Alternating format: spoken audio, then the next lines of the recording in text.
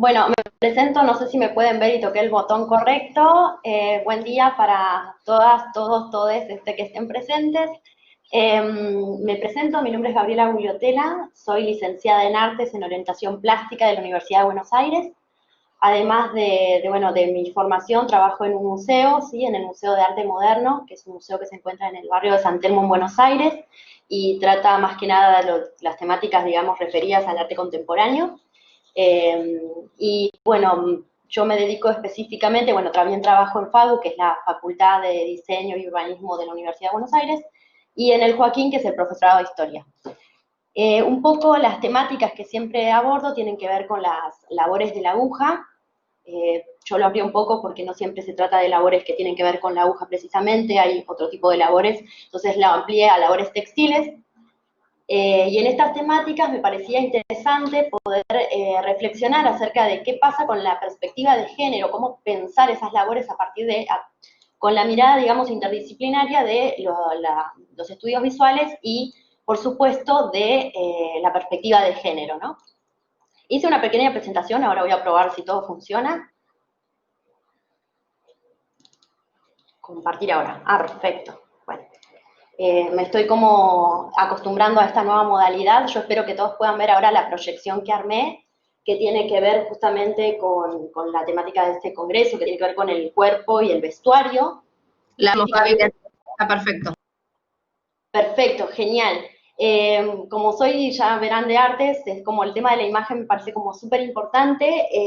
Me dediqué más que nada a pensar esta perspectiva de género y de las labores de la aguja al interior, digamos, de ciertas revistas, como es la revista El Hogar, Para Ti, Plus Ultra y Caras y Caretas. Específicamente en este caso tomé muchas imágenes y textos de la revista Caras y Caretas que se encuentran subidas casi todas, si alguien quiere ponerse a investigar sobre esta temática, están todas subidas en internet, se pueden ubicar rápidamente en una hemeroteca.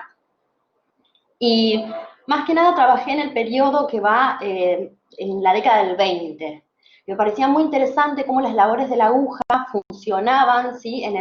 Como cierto carácter de elementos que formaban a la mujer en el hogar, ¿no? En cierta, como la idea de cierta domesticidad.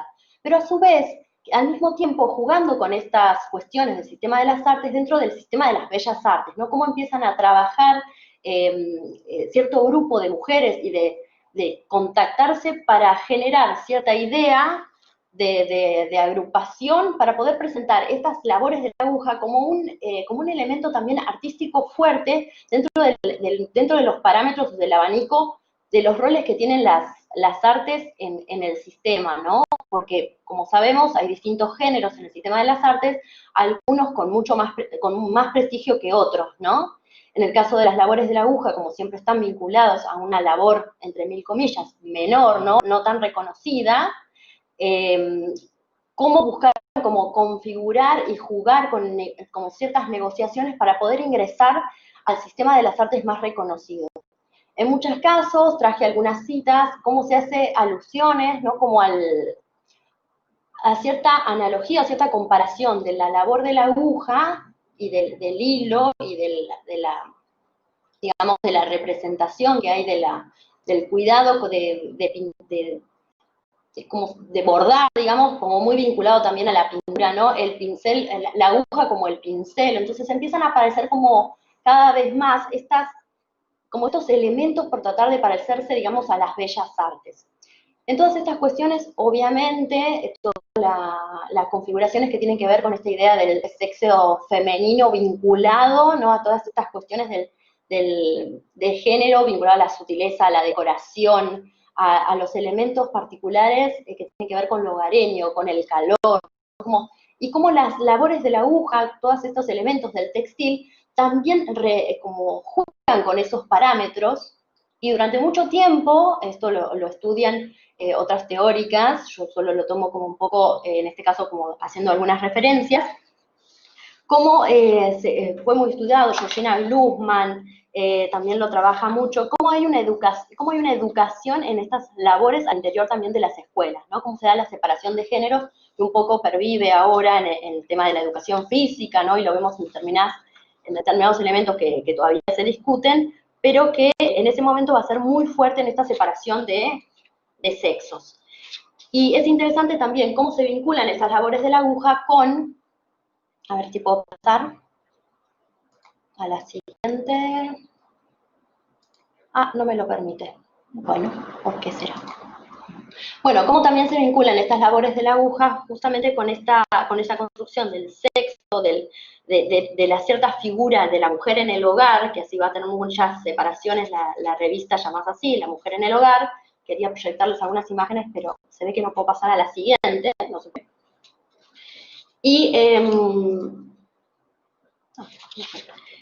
Y también como todas estas configuraciones, ¿no?, de este gran signo ficción o conglomerado de significados y fantasías, como dice Paul, que va a ser la mujer, ¿no? Esa construcción que tiene sobre todo que ver con estas particularidades de la estética en el hogar, ¿no? La función muchas veces de las revistas que mencioné tenían que ver también con esta idea de la esteticista, así como se habla de la economista, de la mujer economista en el hogar, que sabe cómo utilizar el dinero y cómo hacer ahorrar y cómo llevar al máximo la casa, digamos,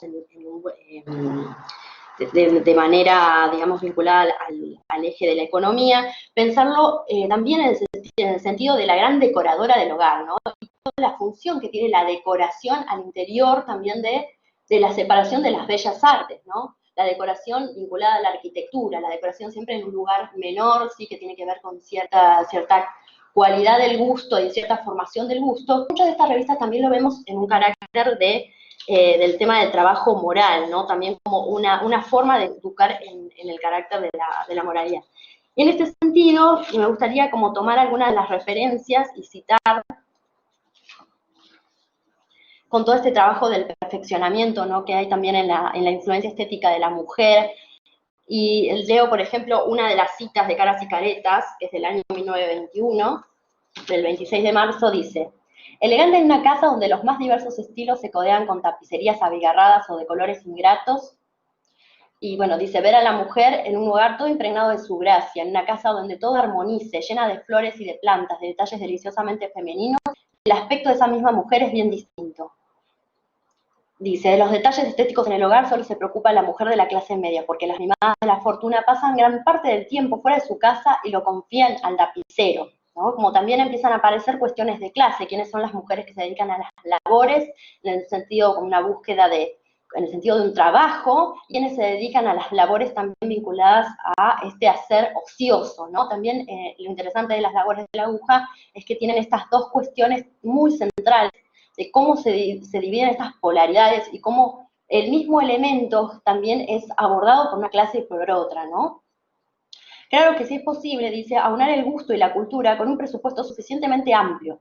Las iniciativas podrán tener mayores vuelos, hoy que el arte en el hogar ha alcanzado un grado máximo de perfeccionamiento, ¿no? También hablando de el sentido que tiene esto de formar en esa construcción de la decoración en el hogar.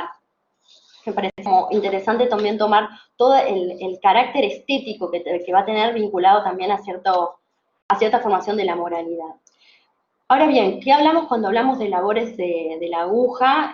Nos referimos más que nada al bordado, al tejido, la costura, ¿no? Fuertemente, sobre todo el tema de la costura va a ser central por el tema de la cuestión del trabajo, ¿no? Esto que decía de la división de clases, ¿no? Cómo se aborda en una clase alta, cómo se están configurando también en el tema del trabajo. Este es un tema que trabaja de manera muy profunda Gabriela Mitidieri, que es un poco la referencia, hago la referencia a su tesis porque trabaja específicamente con Buenos Aires a principios del siglo XX, y también anterior a eso lo trabaja Baldassarre, ¿no? Y una de las cuestiones que también me parecía interesante abordarlo eran los nombres y los comportamientos de estas costureras, que en este caso, en la imagen central, no pude proyectar los demás, pero los dejo con esta imagen, las midinets porteñas, y estas midinets tenían la característica de llamarse así justamente como una referencia a las costumbres europeas, particularmente francesas parisinas, ¿no? Cuando siempre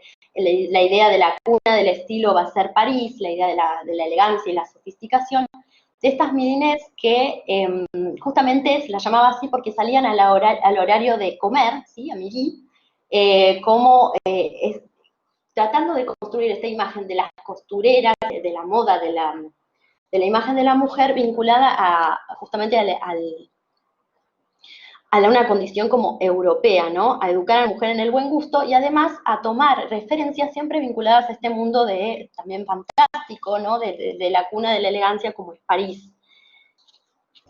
Gaby, disculpa, 2 minutos para cerrar. Perfecto.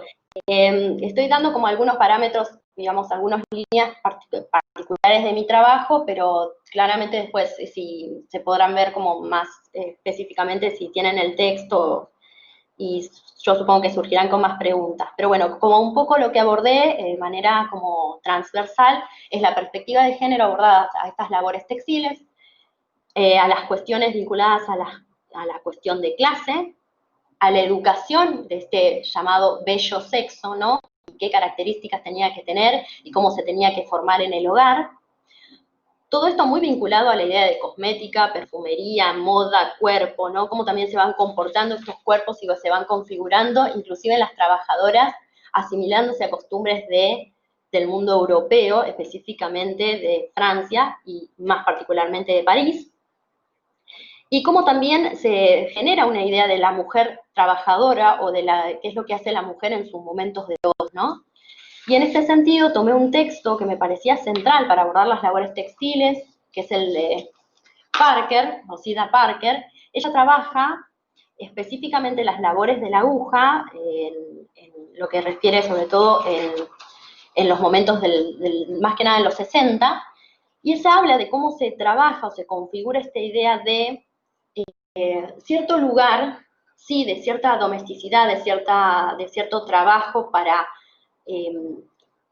confeccionar una idea de mujer, por decirlo de algún modo, usando una palabra del textil, no como de costura, pero a su vez también como un gran lugar de resistencia, porque en los 60 todos estos elementos y todas estas negociaciones que hacen las mujeres en la década del 20, porque también están tratando de luchar o negociar para que esas labores ingresen a las bellas artes, en los 60 justamente se las va a retomar, pero para jugar con este lugar que fue dejado de lado, ¿no? También como para resignificar un espacio que fue, digamos, desprestigiado a lo largo del tiempo. Y cuando hablamos de desprestigiado, por supuesto, estamos hablando de la configuración de un sistema de las artes donde hay unas figuras de maestros y unas figuras de genios que claramente las hacedoras, trabajadoras y obviamente trabajadores también de las artes quedaban como en un lugar como de artesanía o vinculados a unas artes decorativas como dejadas de lado, menospreciadas por la historia del arte tradicional. Un poco para resumir sería esas cuestiones y me parecía muy interesante cómo aparecen también en las revistas esta configuración, esta lucha digamos, en todos estos parámetros o todas estas líneas de cruce en los sistemas artísticos que se ve como fuertemente, ¿no? La idea de concurso o de que, digo, hasta el día de hoy, ¿no? Porque las artes textiles no es lo que más vemos cuando ingresamos a un museo, y lo digo como alguien que trabaja en un museo, ¿no? No es un elemento que uno suela acercarse y verlo exhibido. Pienso en el Museo de Arte Moderno, no tiene el mismo porcentaje, digamos, de pintura que tiene de artes textiles. Un poco para resumir eso, Lau, no sé si me pasé de tiempo, ¿estoy bien? Está perfecto. Muchas Disculpen, gracias. estoy articulando un poco el tema para poder llegar más o menos a cerrar.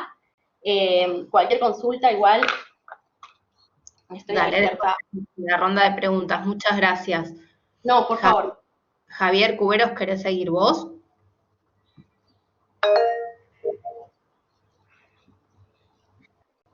Hola Lau, ¿cómo andan? Buen día a todos y todas. Buen ¿Me día. escuchás? ¿Me escuchan? Te escuchamos Ahí perfecto. estoy compartiendo video, estoy con el celu y te quería preguntar si puedo compartir la pantalla. Sí. ¿Sí? Ah, porque tengo acá un PDF, o sea, a ver si... Yo les había Si voy dicho acá, ustedes ven las una imágenes. o dos por la cuestión de tiempo. Si ya lo tienen cargado, sí. Si no, avancemos con la presentación oral. Dale, sí, sí, era solamente para tener un apoyo. Ahí me ven bien, entonces. Perfecto. Sí. Dale. Bueno, entonces empiezo. Dale. Bueno, hola, ¿cómo están todos, todas, todes? Bueno, buen día. En principio, bueno, me presento. Yo soy Javier Cuberos. Soy sociólogo de la UBA, soy artista visual también. Estoy terminando ahora una maestría en la UNA. Eh, y parte de mi línea de trabajo es la relación entre arte, sistema moda, digamos, y particularmente últimamente, eh, como todo ese mundo de la indumentaria, que es bien amplio. Dentro de esa línea de trabajo muchas veces me acerqué a Laura, que siempre estuvimos ahí compartiendo diferentes proyectos y por eso te agradezco, Laura, la invitación a la mesa. Una de estas ramas, sí, una de estas ramas, estos proyectos que han empezado y se han desarrollado, uno lo llevé a Brasil, a una residencia en Salón das Ilusões, en el norte de Brasil, y esto fue hace poco, fue en marzo, y bueno, la historia de este proyecto está en relación a la historia de esta pandemia, este virus que nos tiene ahí todavía atravesados. Entonces este proyecto, lo que les voy a mostrar hoy, está en desarrollo, está en avance, está caminando, pero ya también ya mostró, ya se desarrolló, creció allá en Brasil. Entonces yo quería empezar con... Hay una frase que dice Agamben sobre qué es lo contemporáneo, eh, que me gusta, que cuando la encontré, me parece que habla mucho de lo que hacemos, lo que podemos hacer hoy los productores y productoras, sea lo que sea que uno haga, sea arte, visual, indumentaria, música, lo que sea, que dice Agamben, dice algo así como que lo contemporáneo es aquello que mantiene la mirada fija en su tiempo, no para observar las luces, sino las sombras, las oscuridades. Y si el arte contemporáneo puede hacer eso, en el mejor de los casos, es... Ah, me dice que está... Me ven bien, ¿no? Porque me tiró un cartel de que la conexión es baja. Bueno, eh, entonces, para contarles brevemente, porque el tiempo es corto, eh, mi proyecto empezó como el estudio sobre la figura de desfiles, la figura de desfile como esa forma en la cual se presenta un, una colección, un indumento. eh, bueno, ¿por qué se desfila? Esa era mi pregunta, esa fue la pregunta, ¿y por qué se desfila de esa manera? Entonces empecé a hacer como un raconto histórico atravesado por una historia visual. Eh, pero bueno, a mediados de marzo empezó a llegar allá también todo lo que está, primero el miedo, ¿no? Y después la evidencia de la extensión de la mancha del virus como una mancha de aceite que lo invadía todo y también invadió mi proyecto. Entonces empecé a dejar entrar ese aceite o al virus al proyecto. Entonces las imágenes empezaron a mezclar, se empezaron a, a solapar. Entonces voy a mostrarles muy breve, pero muy breve. Esto es lo que yo venía trabajando, ¿no? ¿Me ven bien, no? Esto es lo que yo venía trabajando con la figura de Files y demás. Ahora, me empecé a encontrar con estas imágenes. No, a ver, no.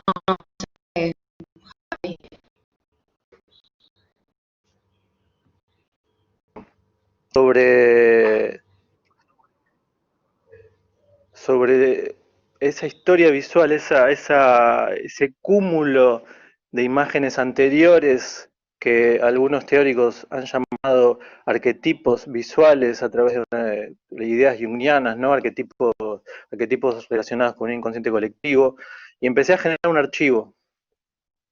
Empecé a generar un archivo que relacionaba no solamente imágenes de esos memes, fake news, e imágenes reales, con imágenes de, por ejemplo, un fotógrafo, Nicolás Gondim, algunas imágenes relacionadas con el sistema moda que ustedes conocen mucho mejor, eh, y empecé a mezclar imágenes en todo ese archivo, y empecé a generar mis imágenes luego. empecé a investigar a través de ellas y empecé a generar... ¿Se ve bien? Porque no las puedo ver a No, ustedes. no podemos ver las imágenes. Te veíamos a No vos, se... escuchamos perfecto, pero no las imágenes. Bueno, entonces voy a dejar el celu acá. Entonces les prometo las imágenes para en otro momento. Entonces pensé que se podía ver. Bueno, entonces empecé a dejar entrar esas imágenes, que bueno, es difícil entonces hablar de las imágenes si no hay imágenes, pero vamos a hacer la prueba. Eh, no sé cuánto tiempo me queda, entonces, poco, 4 minutos. Eh, entonces, ya que no hay imágenes, voy más al hueso. Lo que me lo que me interesa en el trabajo con las imágenes es la relación entre arte y conocimiento. Para mí, el producir imágenes es en realidad es producir conocimiento, y la epistemología, digamos, de mi trabajo es que a través de la producción artística uno puede generar una forma de conocimiento diferencial que es absolutamente igual de valioso que un conocimiento científico, sea él social o lo que sea. De hecho, al trabajar con imágenes, eh, yo creo que el productor de imágenes es casi como no sé, un medium, un transmisor, un intermediario de una información que está incluso más allá de la labor racional, de la labor de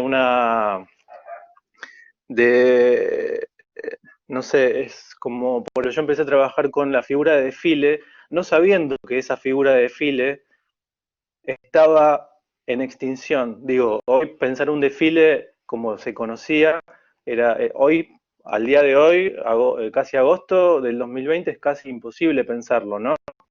Multitudes, gente junta, no sé qué, alguien al lado del otro, no, bueno, entonces empecé a trabajar de una manera con una forma visual que ya estaba destinada a morir, pero yo no lo sabía. Entonces, me interesa pensar la producción artística desde ahí, desde ese conocimiento, por un lado, diferencial a cualquier otro tipo de conocimiento, y al mismo tiempo cómo puede ser un enlace a formas de pensar que ni siquiera el mismo productor o productora que está generando eso, ya yo trabajo con imágenes de visual, pero podemos pensar en cualquier otro tipo de artista. De hecho, por ejemplo, una de las personas con las que me crucé, artistas, por ejemplo, Vivian Westwood, y su trabajo para mí es un enlace directo a muchas imágenes que hoy estoy llamando estéticas del miedo, que son estas imágenes eh, que aparecen, que brotan en todos los lugares del mundo, estas máscaras que tapan las caras, pantallas de plástico, personas envueltas en bolsas de plástico. Eso ya se vio, ¿no? Se vio en los 80, mediados de los 80, arriba de las pasarelas. El trash-on después también, como a través del trabajo artístico, y a esto voy, con esto cierro, a través del trabajo artístico uno encuentra mensajes de otros tiempos que de pronto se hacen carne en un tiempo histórico, y como decía esa frase de Agamben, esta oscuridad que podemos ver desde una producción contemporánea, muchas veces nos demuestra incluso las luces, ojalá, de las esperanzas por venir. Así que bueno, las imágenes se las prometo para después. Muchas gracias, Javi. Bueno, Clara Tapia, ¿querés seguir?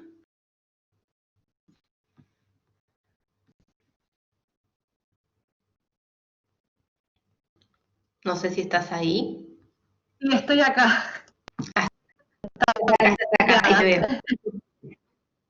Te decía que vamos a ver si se puede de esta forma. ¿Me escuchan? Perfecto, te ¿Me escuchamos. escuchan bien? Voy a ver si podemos compartir.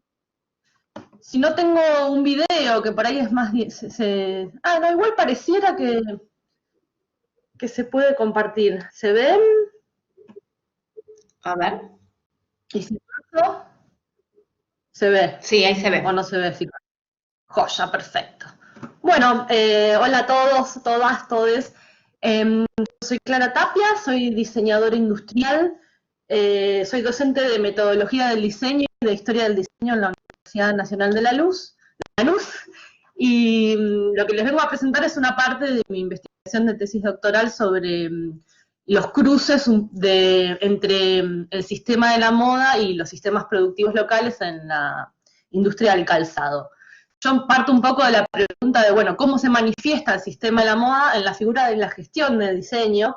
Que la gestión de diseño es un marco teórico que propone pensar al diseño no solo como el diseño de productos, sino desde una mirada más ampliada, desde todo lo que gira en torno al producto, desde la gestión de los procesos productivos, la gestión de la comunicación, el marketing, tiene que ver con una mirada más global. Desde este lugar me pregunto cómo responde el diseño en la articulación de dos industrias tan opuestas, ¿no? Como el sistema de la moda, que tiene su esencia en la base del recambio y que su motor es el cambio, el recambio, y unos sistemas productivos locales muy, muy anclados en políticas industriales cambiantes, variables, frágiles, que necesitan amortizar esa inversión en la industria local y que no es tan sencilla cuando hay que renovar bajo los parámetros del sistema de la moda, sobre todo en la industria del calzado, que además de ser una industria de mano de obra intensiva, también implica el uso de matrices, digo, hormas para los zapatos, matrices de inyección para las bases, matrices de corte para las capelladas. Entonces, bueno, esta figura del recambio, que por ahí en la moda solo se resuelve con mano de obra intensiva, que es un capítulo entero a discutir también, en la industria del calzado se intensifica este conflicto.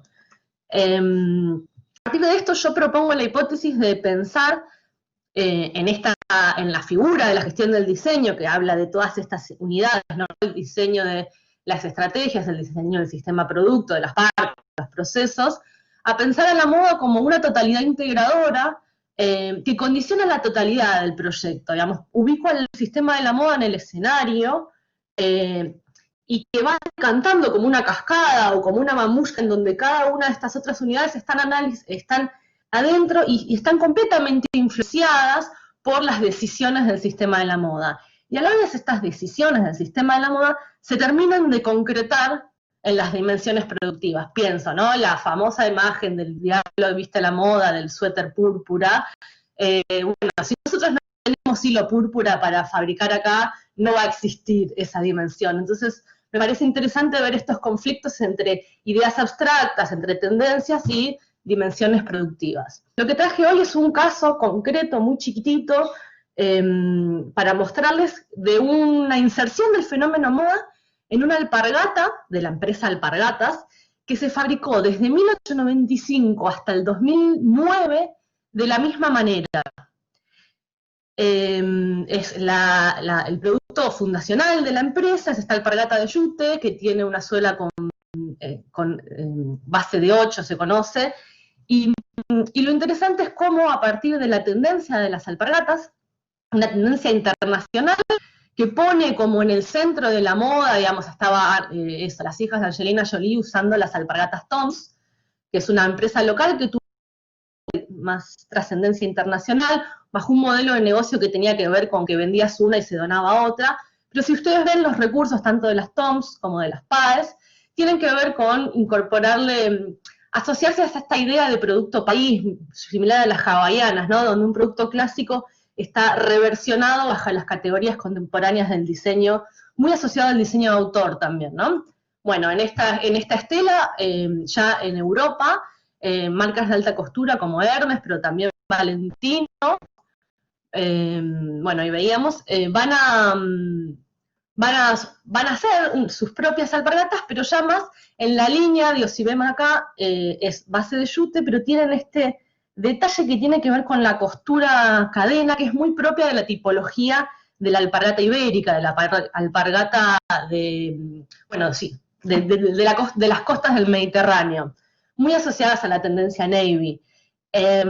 Y bueno, En este contexto, en 2010, Alpargatas, la empresa Alpargatas, con la tendencia de su producto homónimo en la moda global, deciden sumarse a esta estela y hacen una colección bajo todas las categorías propias del sistema de la moda. Lo interesante es que internamente se llamaba Rueda Moda, la llamaba, si bien se llamó colección, Rueda, me interesa como esta idea de la moda insertándose en un producto que se mantuvo 100 años, se fabricaba hasta incluso con las mismas máquinas.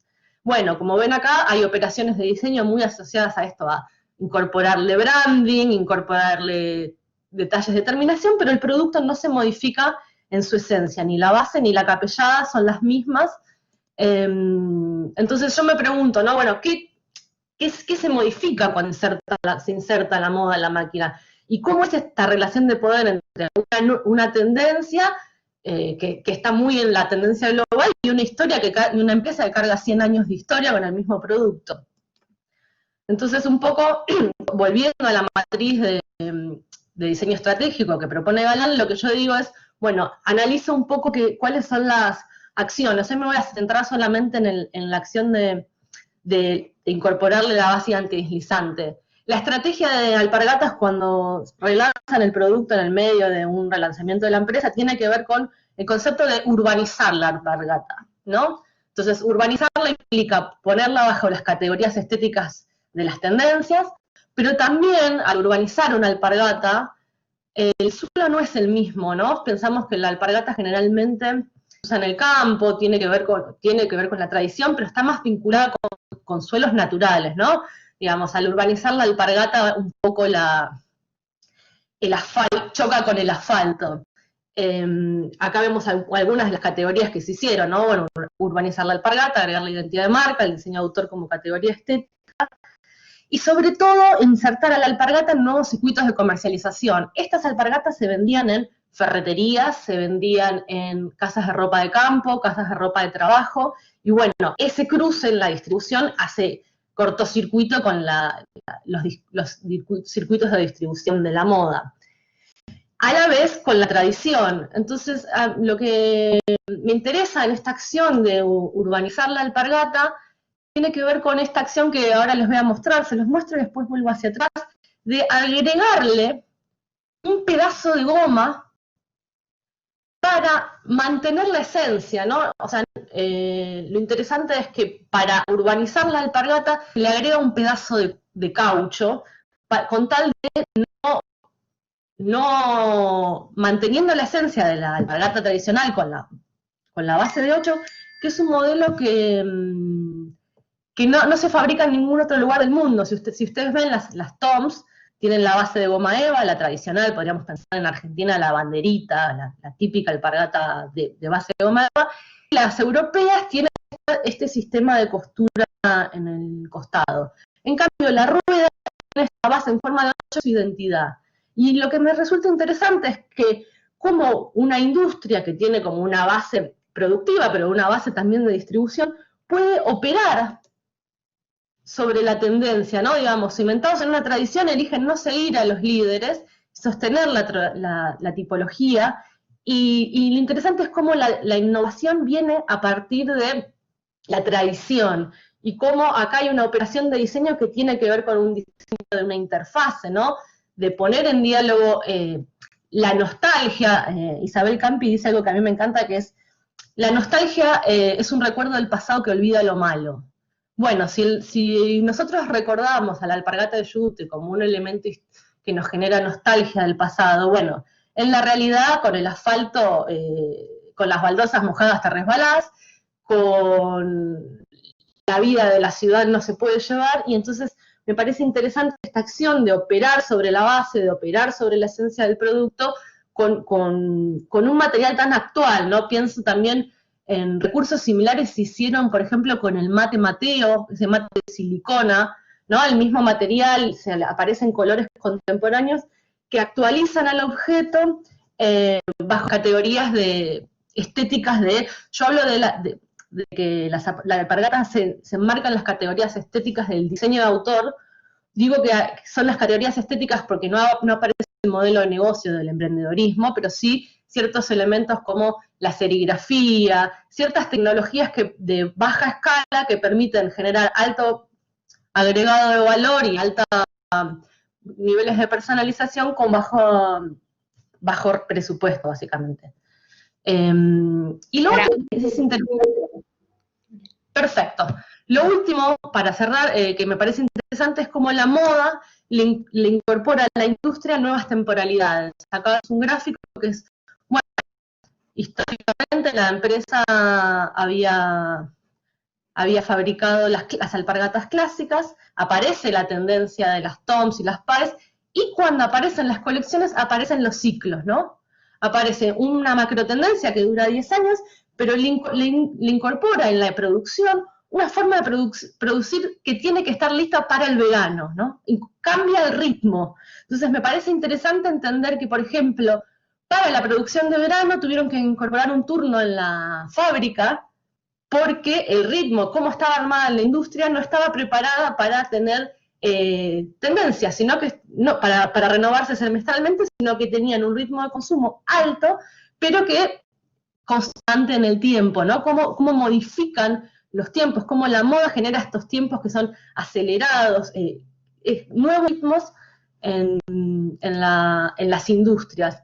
Y para finalizar, un poco me interesa como pensar en esto que pasa, cómo se cruza una tendencia global de un objeto local que se pone en valor en el exterior, pero se vuelve a poner en valor acá desde el diseño de autor. Y lo interesante que hace la empresa Alpargatas con su capacidad de distribución es que de alguna manera federaliza categorías estéticas innovadoras, como en su momento fue el diseño de autor, hacia todo el país gracias a un sistema de distribución federal. Bueno, eso es todo. Bueno, muchas gracias, Clara. Seguimos con Elga Soto, ¿estás ahí? Hola, estoy acá. ¿Me escuchan bien? Sí. Perfecto. Ahí Clara, voy a sacar tu presentación porque quedó expuesta.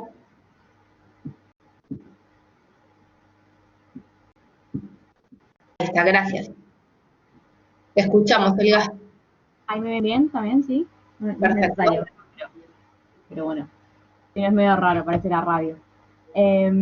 Bueno, soy Elga Mariel Soto, soy diseñadora textil de la Universidad de Buenos Aires, doy clases en FAU y también en otras instituciones, y me enfoco más que nada en todo lo que es análisis de la indumentaria, también a través de una perspectiva de género, porque eso la ponencia de hoy tiene que ver con un análisis crítico de disfraces eróticos, ¿sí? Y lo que pienso desde el lado de cómo analizo cualquier tipo de vestimenta es que cualquier prenda que nos ponemos sobre el cuerpo o accesorios que nos ponemos sobre el cuerpo está revestido de diferentes significantes sociales, ¿sí? Y en este caso, este particular de los disfraces eróticos está revestido de dos componentes muy importantes, que son la idea del disfraz, por un lado, y la idea de la lencería o la ropa interior, ¿sí? Son dos mundos combinados, cada uno con sus particularidades, ¿no? El disfraz, que viene, bueno, tiene varios siglos la tradición del disfraz, ¿no? Pero pienso en particular sobre todo el tema de la mascarada, el carnaval, ¿sí? Como esta situación de sociabilidad donde se rompen o más que nada se navegan de una manera más flexible, ¿sí? Los límites de una sociedad fuertemente estamentada, y que también tiene que ver con esto de lo lúdico, de la interacción social un poco más libre, y también la de jugar un rol, ¿no? Por eso muchas veces los disfraces temáticos tienen una tradición bastante larga en Europa, ¿sí? Que tiene que ver también con la reproducción de personajes de literatura, de la mitología, de la historia misma, ¿sí? El disfraz es muy referencial de la historia, y también, bueno, como les decía, esto de diferentes personajes de diferentes creencias, ¿no? Por ejemplo, el disfraz del diablo, de Diablita, es bastante antiguo, la verdad. Y esto fue, obviamente, cambiando a lo largo del tiempo y se fue perfeccionando, sobre todo llegando al siglo XX, ¿no? Donde encontramos toda la producción más masiva de indumentaria, pero vemos que también siempre fue una ocasión para que las mujeres empezaran a desafiar un poco los límites de cuánto podían mostrar, ¿no? En el siglo XIX por ahí podían mostrar un poco de la pantorrilla, en el siglo XVII mostraron un poco más el escote, ¿no? O sea, un poco más el límite la sociabilidad y la respetabilidad para la época, ¿no? Y en ese sentido también nos encontramos con el término ropa interior, ¿no? Que si bien es un mundo que es compartido por todos los géneros, ¿no? El tema de la lencería es un término fuertemente feminizado, que tiene que ver con esto de la sexualización, la hipersexualización de la ropa interior, está siempre en un territorio muy femenino, ¿sí? Si pensamos en general, no es muy utilizada la palabra lencería masculina, uno habla de ropa interior masculina, ¿sí? Y mismo dentro de esta investigación que estuve realizando, es abrumadora la cantidad de ropa femenina o de lencería femenina que hay en relación a la ropa interior masculina, ¿sí? A su vez, esta ropa interior, como la que se entiende a través de estos disfraces eróticos que estoy comentando, se entiende a través del siglo XX, ¿no? Que es donde se establece la ropa interior parecida a la que conocemos hoy en día, ¿sí? Piensen que antes del siglo XX no existe nada parecido a lo que es un corpiño, ¿no? Esto es un invento del siglo XX, ¿no? Entonces, entre estas dos significaciones, entre estos dos mundos, ¿sí? Encontramos esto que les comento de los disfraces eróticos que se encuentran obviamente en todo lo que son sex shops, tanto como en línea, y también hay una gran cantidad de estos vendidos en Mercado Libre, así que es como la tienda online más importante de Argentina y probablemente también de Latinoamérica, o es muy influyente, vende a millones de usuarios, ¿sí? Y en Mercado Libre encontramos una sección específica de disfraces eróticos que está dentro de adultos, fantasías y disfraces, ¿sí? Está separado de lo que es todo lo que es como ropa interior, ¿sí? Es una categoría aparte. Y en esta, de vuelta, se ve esta diferencia abismal entre la que es la cantidad de disfraz erótico femenino y el masculino, ¿sí? Muy amplia la diferencia en números, ¿sí? Hay 10 veces más de disfraces eróticos para mujeres, porque ahora también Mercado Libre tiene una distinción de género, pero en sin género no hay disfraces, digamos, hay como accesorios, no hay como no está, vieron que ahora está masculino, femenino y sin género tiene la opción ahora Mercado Libre, pero ahí no hay, digamos, no hay demasiado contenido y no hay prendas específicas. Y las prendas masculinas son muy escasas, en general no tienen tanta diversidad de temáticas y además la manera en la que se venden son también muy diferentes. En general en los disfraces eróticos femeninos vemos que principalmente fotos de cuerpo entero, ¿sí? Mientras que en los disfraces femeninos vemos mucha foto fragmentada, muchas fotos de la entrepierna, muchas fotos con la cara de modelo borrada, mientras que las mujeres nunca tienen la cara borrada, como pixelada.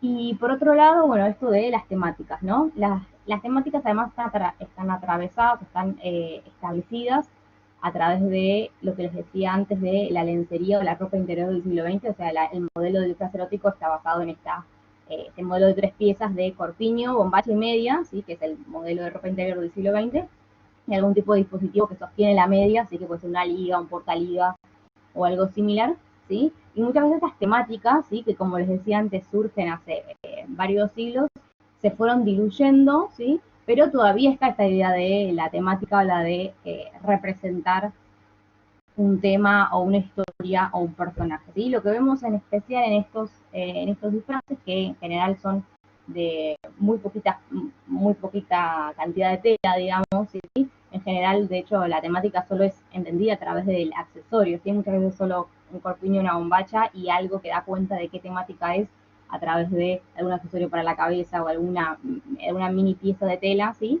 Que podemos ver como dos grandes grupos de estas temáticas de disfraces, una que tiene que ver con categorías quizás más históricas, que tiene que ver con esto de literatura o quizás de personajes, ¿sí? Entonces acá tenemos, por ejemplo, no sé, la pirata, la reina Cleopatra, ¿sí? O sea, personajes que quizás podríamos haber visto en una mascarada del siglo XVIII, ¿sí? El hada sexy, siempre todo viene con la palabra sexy al lado, ¿sí? Y por otro lado tenemos unos disfraces que referencian directamente, ¿sí? A relaciones de poder específicamente que están representadas de una manera con una estética muy del siglo XX. ¿Sí? ¿A qué me refiero con esto? Encontramos, por ejemplo, secretaria, enfermera, colegiala, todas con características del siglo XX, ¿no? En el sentido de que la enfermera tiene un uniforme blanco con la Cruz Roja, ¿sí? La mucama también es un poco el imaginario, ¿sí?, del servicio con el tal blanco y negro. La colegiala también con el uniforme de colegio privado, con un uniforme muy clásico que se establece en el siglo XX, ¿sí? Azafatas, ¿sí? Todas relaciones de poder dispares, ¿sí? Para, en el caso del disfraz femenino, que en muy pocos ejemplos donde podemos ver otros tipos de relaciones de poder entre los disfraces, ¿no? Y que muchas veces más no necesariamente hay como la contrapartida en el disfraz masculino, ¿no? O por lo menos no en lo que se puede ver en las tiendas online, ¿sí? Entonces, en este sentido, lo que yo creo es que tenemos que empezar a pensar un poco, desnaturalizar este tipo de relaciones o de figuras que se van apareciendo, ¿no? Este universo que puede ser tan rico, que puede ser tan interesante, y me parece que tenemos que empezar a desnaturalizar o empezar a problematizar un poco qué es lo que nos parece sexy en estas prendas, qué es lo que deberíamos repensar un poco alrededor de las relaciones, de dónde vienen, bueno, pensar un poco qué es lo que podemos hacer para seguir avanzando en esta discusión. No sé si está bien de tiempo. Perfecto. Genial, perfecto. Muchas gracias. No, por favor. Tania Escobar, ¿querés seguir vos? ¿Estás ahí?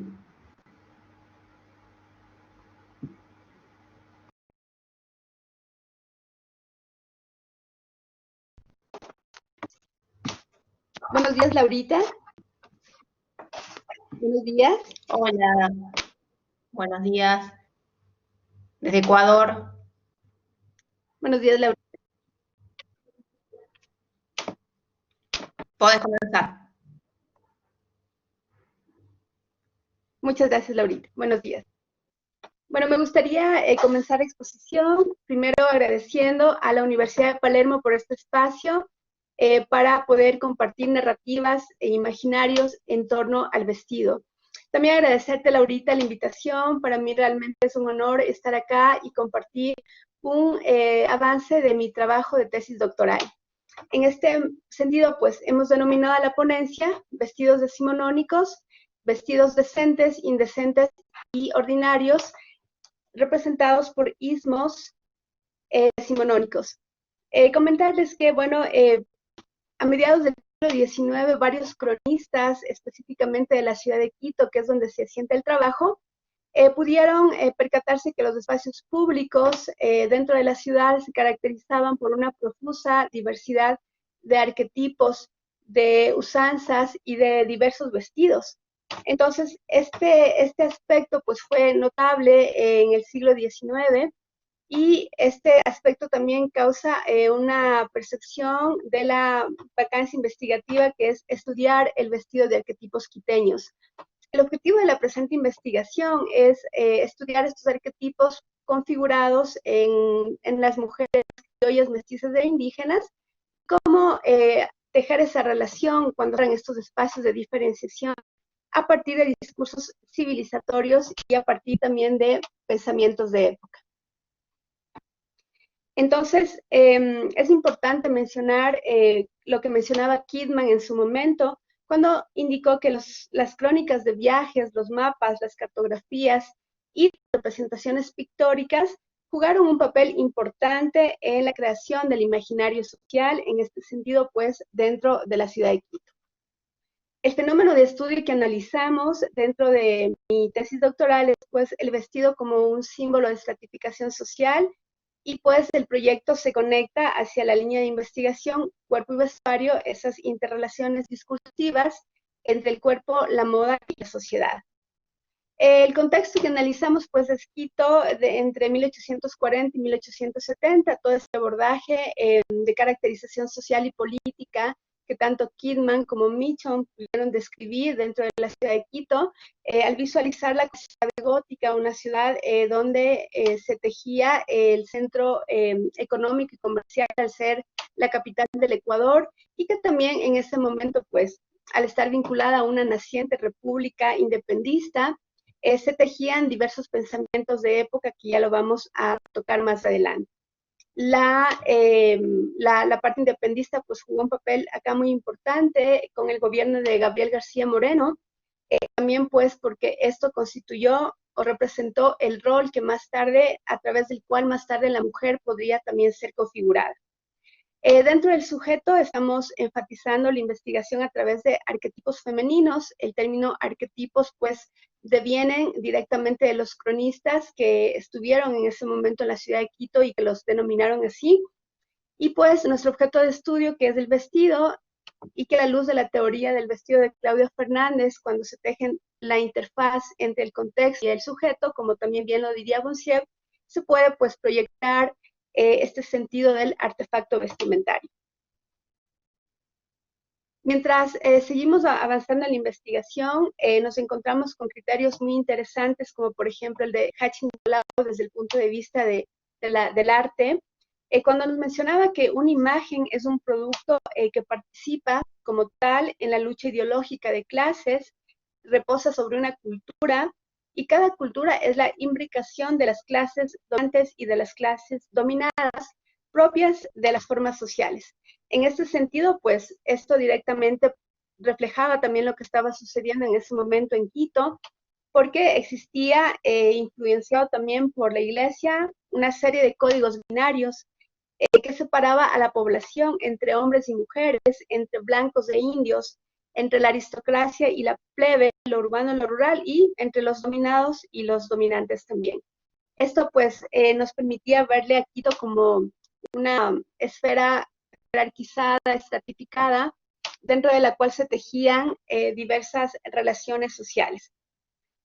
Entonces, bueno, llegamos al punto importante, hubieron muchos ismos y pensamientos de época a través de los cuales se puede dar lectura a estos arquetipos configurados de la mujer femenina quiteña y también al vestido como tal.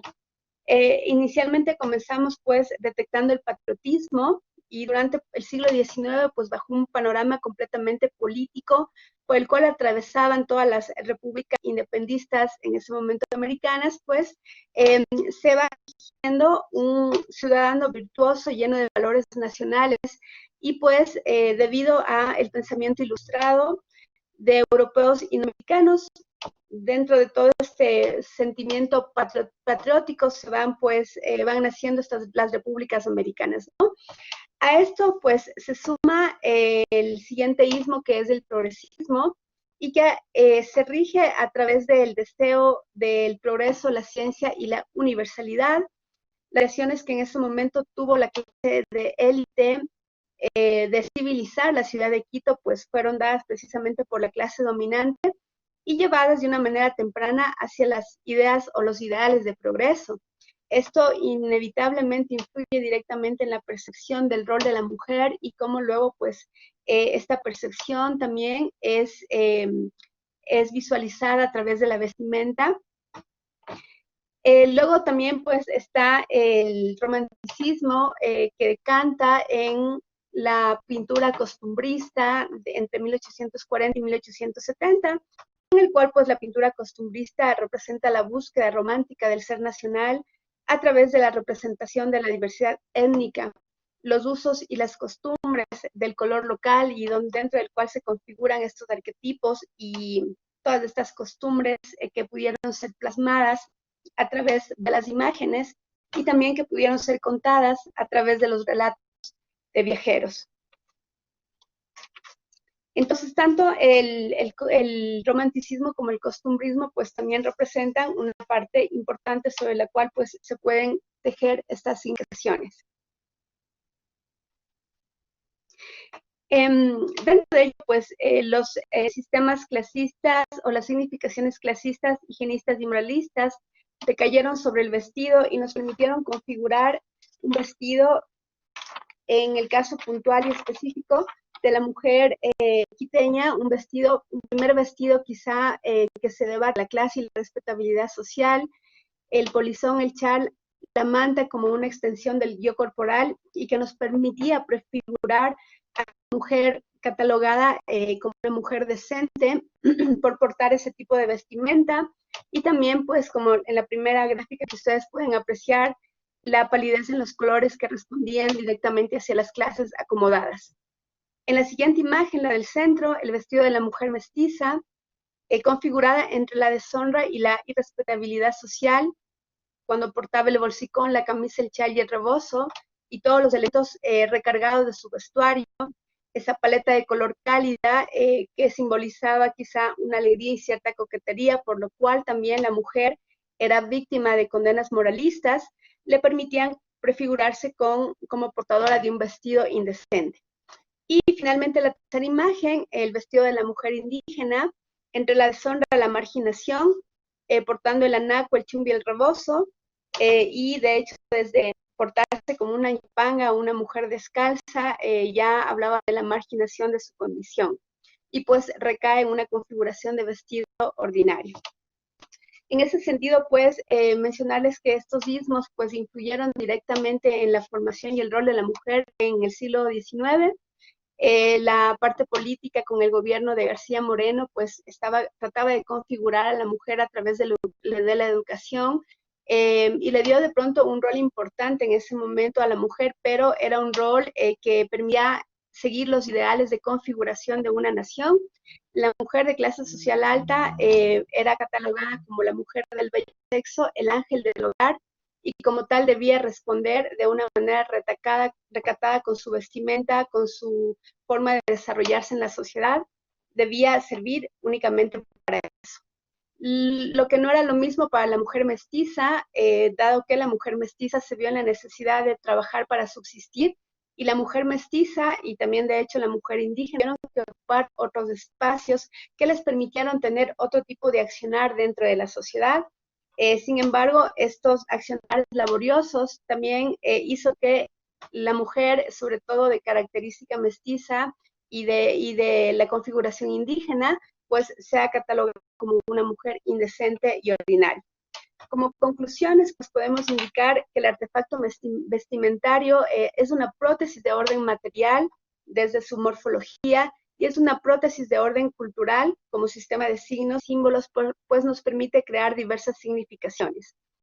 Y actúa cuando el objeto vestimentario pues entra en relación con el cuerpo dentro del momento de uso y un contexto determinado. El vestir como tal es una práctica de orden social que decanta en diversas características simbólicas marcadas por el tiempo y el contexto. En el Quito decimonónico, el correlato del vestido fue orquestado por las clases dominantes hacia las clases dominadas, lo que generó códigos sociales y morales entre las clases, la decencia y la deshonra. Los discursos de época que conformaron los usos y prácticas vestimentarias de las mujeres quiteñas materializaron sus vestidos como símbolos que las situaron en estratos sociales clasistas y también en categorías morales condenatorias. Muchísimas gracias. Muchas gracias, Tania. Arián, ¿querés seguir vos? Hola, hola, hola. Sí, sí, sí. Yo sigo. A ver si yo todavía no te veo. ¿Me ves?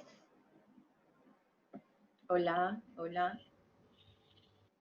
Tania, ¿podés sacar tu presentación? Así la vemos, Arián. Perfecto, Laurita. Gracias. Ya podés comenzar. Perfecto. ¿Están me mirando? Todavía no. No te vemos a vos. Si querés comenzar. Sí, voy a intentar abrir mi presentación a ver si aparece para ustedes. ¿Aparece? No. ¿No? ¿Cómo hago esto? Yo había cargado acá. ¿Será que yo puedo abrir por acá? A ver. A ver. No es este.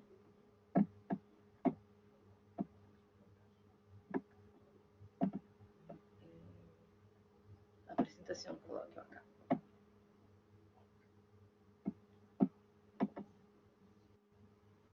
Ay, Uy, no. no, qué raro. Está llamando el archivo abajo. Lo mío es este, presentación coloquio. Compartir. ¿Ya lo saqué?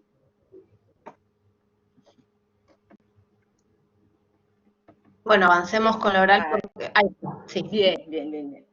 Bueno, gente, mi nombre es Ariane Seskovsky, yo soy brasileña, tesista por la Universidad de Buenos Aires, y voy a hablar un cachito acerca de la moda, del cuerpo y del género y los mimetismos que la máquina produjo en el tiempo. Hablar de moda es hablar del surgimiento de las sociedades modernas, y para Gabriel Tarde la percepción de la moda está relacionada con la necesidad natural de imitación y que la vida social se caracteriza por la repetición universal. Veblen y Simmel refuerzan esta teoría, y Veblen garantiza que la moda se relaciona con el consumo ostentoso y el gasto de recursos para vislumbrar la distinción social.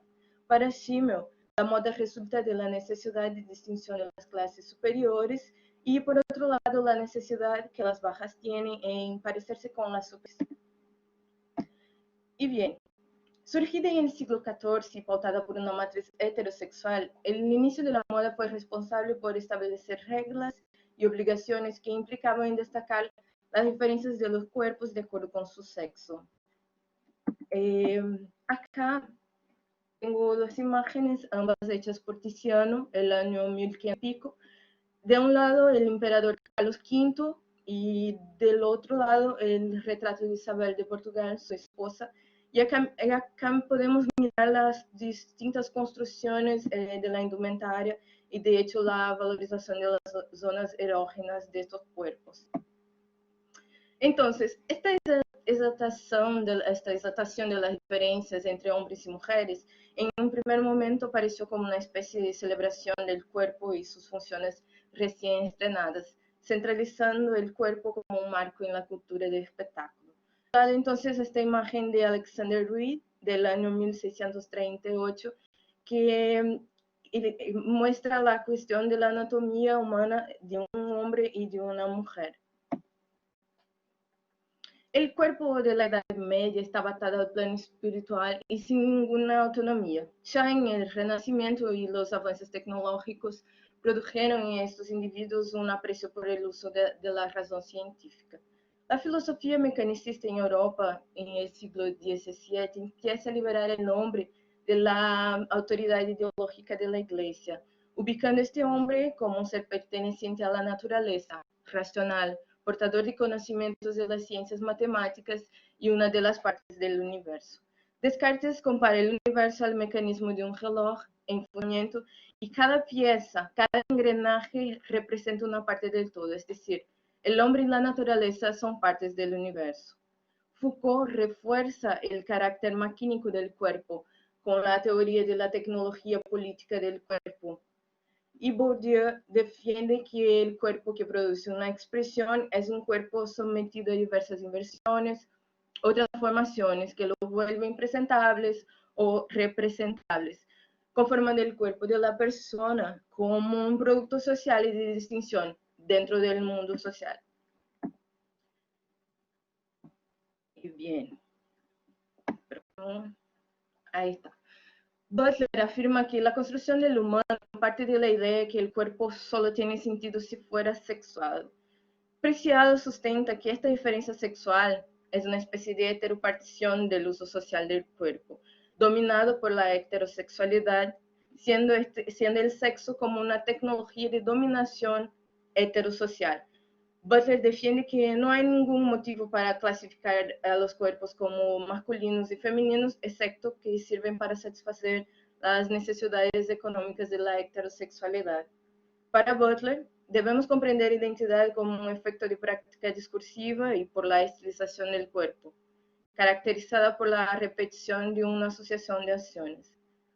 La teoría queer nos permite comprender el género como un resultado de imitaciones sometidas a sanciones, regulaciones e imitaciones hechas por el cuerpo maquínico, que se altera con ayuda de recursos tecnológicos, medicaciones y disciplina.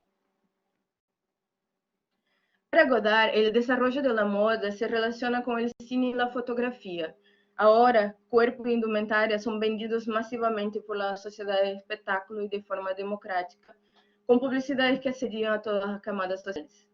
Debord centraliza esta sociedad de espectáculo como una forma de organización social, donde dominan las construcciones las condiciones modernas de producción y de acumulación de espectáculos.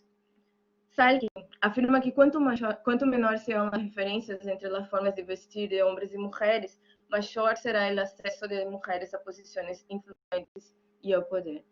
Zambrini defiende que existen indumentarias que la cultura define específicamente como femeninas o masculinas y que la ropa tiene un papel fundamental en la construcción de las identidades de género, una vez que imponen significados culturales sobre el cuerpo.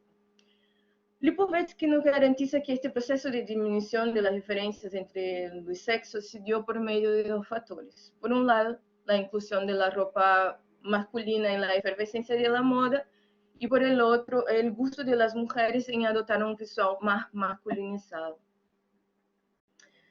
En la primera revolución en la apariencia femenina, inicialmente se dio con Poiré, con la supresión del corsé, y la segunda bajo el impulso de Chanel y Patou, con la simplificación del vestido femenino. Por otro lado, en lo que concierne a la igualdad y democratización de la moda, el deporte tiene un papel fundamental en este sentido. El primer diseñador de sportwear fue Patou, pero el nombre que lo volvió una tendencia fue Courrèges. El sportwear llegó a todas las capas sociales por medio de la búsqueda por lo práctico, por lo cómodo, y como respuesta a la reivindicación de mayor libertad, movilidad y autonomía individual. El jeans, en cuanto producto de la máquina, se volvió el símbolo de la rebeldía y icono de la moda, siendo el producto más utilizado entre hombres y mujeres de la segunda parte del siglo XX. Ahora chicos y chicas compartían de un estilo más andrógeno. Zambrini garantiza que la crisis del binarismo, los movimientos de contracultura, añadidos a los movimientos de las olas feministas, son grandes marcos importantes para el surgimiento de la tendencia genderless. Pero, sin embargo, la neutralidad o fluidez del género puede ser percibida como una falsa neutralidad, una vez que el carácter neutral en el diseño de indumentaria esté más relacionado a lo masculino, es decir, a la masculinización de la mujer. Para Salkin, la indumentaria sin género o moda sin género puede ser ubicada como una antimoda, una transgresión del status quo de la moda que tuvo su inicio pautado por una matriz heterosexual. Entonces, para ir concluyendo, yo percibo que la moda, el cuerpo y la máquina sí evolucionan y que el cine y la música interfieren directamente en este cuerpo, en la historia de la moda, demostrando que el cuerpo está y siempre va a estar dominado por la máquina. Por otro lado, esta relación entre cuerpo, ropa y género cambia y surgen nuevas formas de percibir y mostrar el cuerpo. Hemos visto un creciente número de personas rechazando el binarismo y adoptando una identidad que no se amolda en las tradicionales normas de vestimenta. De esta manera surge la ropa sin género. Sin embargo, estudiosos contemporáneos garantizan que la ropa sin género apunta a una falsa neutralidad. Lo que se ve en la ropa genderless es la masculinización del cuerpo femenino. De mi parte, acredito que esta falsa neutralidad puede ser comprendida porque todavía vivimos en una sociedad patriarcal. Pero si lo analizamos desde otra mirada, observamos que la ropa del universo masculino es más cómoda, simple, de colores discretas, normalmente poco adornada, con cortes no tan ajustados en el cuerpo, totalmente opuesto de la indumentaria femenina. Percibo también que la ropa como un producto de la moda sufrió una serie de transformaciones tras el paso del tiempo y estos cambios transgredieron algunas barreras y a ejemplo de las cuestiones de género, que además de ser un intento para igualar a los sexos, termina volviéndose en la masculinización del cuerpo femenino. Por otro lado, entiendo también que la ropa sin género se presenta como un acto político y de acción considerado una antimoda y una transgresión de los valores heterosexuales dominantes de la moda. Esta es mi presentación, acá tengo mi bibliografía, yo agradezco a todos por la atención y ojalá que ustedes tengan gustado. Muchísimas gracias, Arián. Te agradezco, doctora. Seguimos, Ana Lozano. Te pido, Arián, que saques la presentación.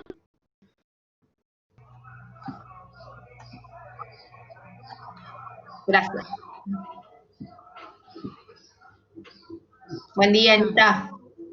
Buenos días, hola a todas y a todos, ¿cómo están?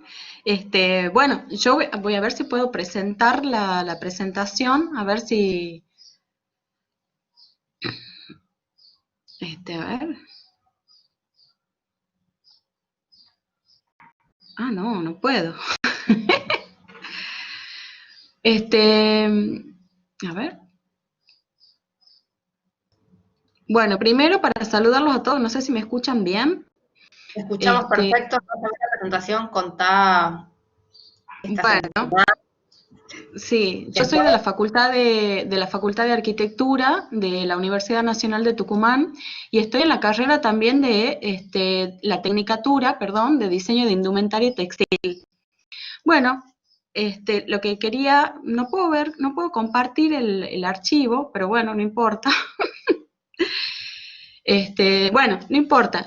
Mi trabajo es sobre el rol de la mujer en los distintos espacios de la vivienda y lo voy a contar así resumido, ya que no lo puedo mostrar. Y es un poco ver cómo las condicionantes de la sociedad han ido pautando también el lugar de la mujer, ¿no? Y cómo esta tradición, que es una tradición de la cultura occidental, se remonta a la influencia que ha tenido sobre todo Grecia y Roma, ¿no? A través de España y cómo eso llega acá a América Latina, ha influido sobre todo en la vivienda colonial, ¿no? Y que tenían esos espacios. La vivienda colonial, básicamente, primero hay una división en lo que dice sobre el rol de la mujer en el espacio privado, ¿no? Sobre todo eso, la división y que queda por fuera del espacio público, sobre todo esto, dividir el espacio público y el espacio privado, y que los hombres tienen digamos, como esa sociedad, que es una sociedad patriarcal, y está fuertemente estratificada, ya sea en Grecia, o sea en Roma, o incluso en la sociedad colonial nuestra, cómo ese rol del hombre que participa de esa vida política y hace uso de los espacios públicos en la ciudad, ¿no? Como que tiene acceso al poder, digamos, político sobre todo, como en la vivienda, a pesar de que la mujer tiene que dominar ese espacio privado también, queda también relegada dentro de ese espacio privado incluso. Entonces, ¿qué es lo que pasa? Las viviendas coloniales que tienen una sucesión de patios, el primer patio es el espacio del hombre principalmente, y el segundo patio donde se ubica la mujer y se dedica a todo a lo que es generalmente estas manualidades, y muchos que ya han venido hablando y han tocado temas como el tejido o la costura, el bordado, que también se realizaban ahí, y sobre todo también organizar las tareas del hogar o la crianza de los hijos, ¿no? Pero a pesar de eso, digamos que eso se mantiene en la sociedad colonial, también está como fuertemente marcada cómo el hombre mantiene un control sobre los espacios a los que accede la mujer, porque siempre queda por detrás el patio secundario, digamos, o estos lugares que ocupa la mujer, siempre tienen que pasar por el control del hombre, básicamente. Y eso después, bueno, voy a resumir muy resumido, porque con las imágenes me resulta como más complicado, sin las imágenes, perdón, explicarlo. Cómo esto después se mantiene, ¿no? Porque estamos hablando que Grecia es el siglo V antes de Cristo, donde se define esta tipología a patio de la vivienda y donde ya está definido el lugar de la mujer, cómo llega a mantenerse incluso en Argentina hasta el siglo XVIII, ¿no? Y un poco cómo estos cambios también que la Revolución Francesa trae, ¿no? Con nuevos cambios y esta movilidad de clases y esta democratización también de los espacios que se da tanto en la ciudad y con todos estos ideales burgueses que se empiezan a manifestar en las nuevas tipologías edilicias, también transforman la vivienda burguesa que se venía manteniendo acá en la Argentina. Entonces vemos cómo por primera vez, que si bien los dormitorios en la vivienda colonial estaban en ese segundo patio, acompañaban un poco este rol de la mujer como secundario, ¿no? Y el que no había ámbitos que estuvieran específicos para el rol de la mujer, salvo la sala, que en la casa colonial tenía un estrado, que era como una tarima de madera, que era donde se ubicaban las mujeres, era un lugar para ser vistas, ¿no? Estaban a las vistas en las actividades sociales. ¿Y qué es lo que pasa en la casa burguesa? Que esto es cuando ya empiezan a influir estas nuevas ideas que vienen con la Ilustración y también un poco de las influencias de las costumbres inglesas y francesas, ¿no? Que empiezan a manifestarse también en la conformación de las viviendas. El dormitorio de la mujer por primera vez se divide del hombre y empieza a estar vinculado, por ejemplo, con el ámbito de un costurero, ¿no? Y el del hombre con el escritorio, porque siempre la figura del hombre viene asociada a la cuestión de los negocios o a la cuestión también de la política. En cambio, la mujer siempre, a pesar de que ya estamos hablando que es mediados del siglo XIX, que es una vivienda que ya está hecha en altura, o sea, que tiene como un desarrollo en la tecnología también que permite crecer en altura, ¿no? La mujer sigue teniendo un lugar secundario, pero por lo menos es más específico y dividido un poco del hombre, empieza como a cobrar un protagonismo. Yo lo que quería mostrar era cómo estas pautas culturales o sociales del rol que tiene la mujer, ya sea en toda la sociedad, también va manifestándose o va plasmándose en la conformación de las viviendas. Bueno, lamento no poder mostrar las imágenes de estas viviendas, pero bueno, espero que les haya quedado como claro el concepto muy resumido de cómo estas pautas sociales van influyendo todo el tiempo en la conformación de las viviendas a lo largo del tiempo. Yo he llegado como a ver como, bueno, esto es un tema que estoy como empezando a abordar, cómo estas pautas sociales también configuran el rol de la mujer en la vivienda exactamente. Así que bueno, eso es todo. Espero estar bien con el tiempo y que me hayan escuchado y que les haya quedado claro. Después espero que podamos compartir el trabajo de manera escrita, entonces ahí van a poder ver las imágenes también. No sé. Excelente, Anita, gracias. Bueno. Eugenio, ¿querés seguir vos? Ahí estaba muteada. Euge, ¿dijiste, Lau? Sí. Euge, correcto. A ver si se escucha otra. Bueno, sí, si quieren, bueno, mi presentación es es el diseño en tiempos de pandemia social, reconfiguración del campo de la moda y perspectivas hacia una nueva normalidad. Bueno, mi nombre es María Eugenia Correa, yo soy socióloga de la UBA y bueno, hace tiempo trabajo cuestiones de diseño, ahora ya hace unos años estudio lo que es diseño sustentable, pero para esta presentación me interesó abordar un poquito algunas reflexiones sobre el nuevo escenario que se dio con respecto a, bueno, la cuestión que estamos viviendo sobre la pandemia social. Bueno, yo escribí, para no irme un poco por las ramas, escribí, voy a tratar de leer, comentar, pero bueno, para ser sintética. Bueno, a finales del 2019 se detectó en China un virus. ¿Todos me escuchan bien? ¿Sí? ¿Me escuchan bien? Perfecto.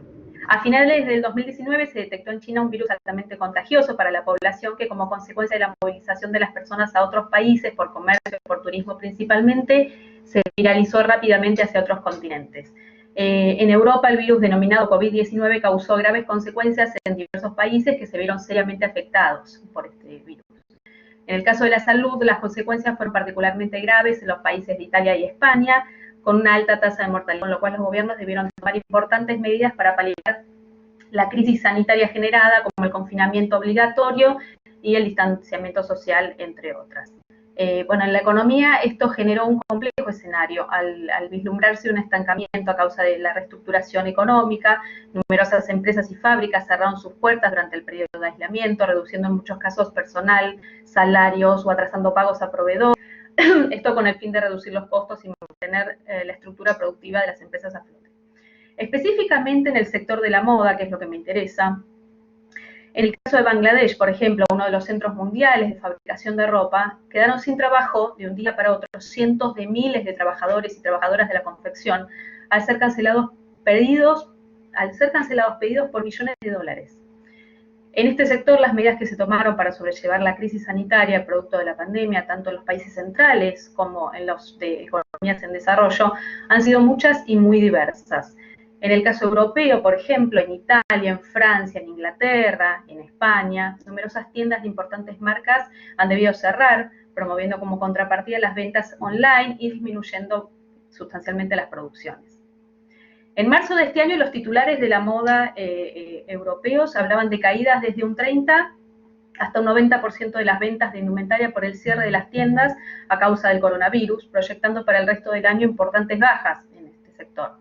Si bien el impulso a las ventas online permitió de algún modo mantener el ciclo comercial, la realidad que se impuso fue bien distinta a lo esperable. La industria, tal como se venía gestionando, debió cambiar y adaptarse a un nuevo contexto. Podemos remarcar en este sentido dos cuestiones, como expresión visible de los cambios generados en el sector de la moda. Dos cuestiones que son interesantes para analizar. Por un lado, entre tantas otras, ¿no? Pero digo, me focalicé en estas dos, incluso por cuestión de tiempo, para enfocarme en dos cuestiones. Por un lado, las grandes marcas se movilizaron rápidamente hacia una producción solidaria, como el caso de Louis Vuitton, Chanel, Hermès, Christian Dior, Carolina Herrera, entre otras importantes firmas. Estas alcanzaron un impacto directo en la sociedad al abastecer las necesidades básicas dadas ahora por el nuevo contexto, promoviendo la fabricación de productos de uso sanitario, como alcohol en gel, sanitizantes, máscaras, batas o guantes, que fueron entregados a personal médico de diversos hospitales o centros sanitarios. En el caso de las firmas de Louis Vuitton, Dior, Givenchy, Guerlain, que integran el grupo LVMH, produjeron en sus sitios de elaboración de perfumes y cosméticos, que fueron, digamos, dejados de lado esta producción, empezaron a producir alcohol en gel en masa para distribuir en los hospitales públicos de París. También con el fin de proporcionar, ellos en su cuenta del grupo Louis Vuitton, cita en su cuenta de Instagram, con el fin de proporcionar equipo de protección a los trabajadores de la salud, Louis Vuitton le ha dado un nuevo sentido a varios de sus talleres en Francia para producir cientos de miles de mascarillas no quirúrgicas, expresaba la marca. Chanel también, por otra parte, cerró sus tiendas y fábricas y utilizó sus talleres para fabricar mascarillas y ser entregados a los hospitales. Por ejemplo, en el caso de la firma japonesa Uniqlo, se comprometió a entregar al gobierno español 1 millón de mascarillas para abastecer distintos centros de salud en todo el país, y también hizo una importante donación de ropa interior fabricada con su tejido Hitec, que mantiene el calor corporal, a diversos centros que reciben y brindan refugios temporales a personas sin hogar. ¿Qué es lo que plantea esta moda, o mejor dicho, esta industria, ¿no? Mostró así un costado benéfico, solidario, a disposición de las demandas sociales, estableciendo de algún modo lazos más humanos con la sociedad en un contexto de crisis. También en este mismo sentido, y ahí tenía una sola diapo, en realidad son dos diapos, pero una como para mostrar un poquito esto. Lo que sí no sé bien cómo es que se comparte, no sé, Lau, si hay que... ¿cómo es para...? No, yo tampoco. Sé que hay un botoncito que es para compartir, pero no sé. Porque antes lo veía y ahora no lo veo. Ahora se fue. Bueno, a ver si por acá. No importa. Porque había... En la parte derecha, abajo de todo, hay como un iconito para el chat, uno para las personas que están conectadas y uno que dice compartir contenido.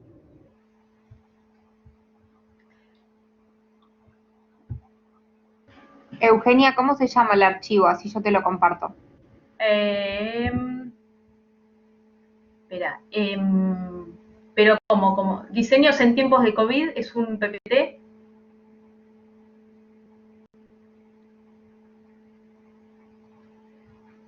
Si se puede, si no. No, pero no está cargado. Ah, no, lo tengo en mi computadora. No sé. Claro, no, hay que cargarlo previamente. Ah, bueno. Ahí sí puse compartir. Bueno, no quiero extenderme. En realidad eran un par de imágenes que mostraban un poco esto. Ahora voy a cerrar esto para así las puedo ver.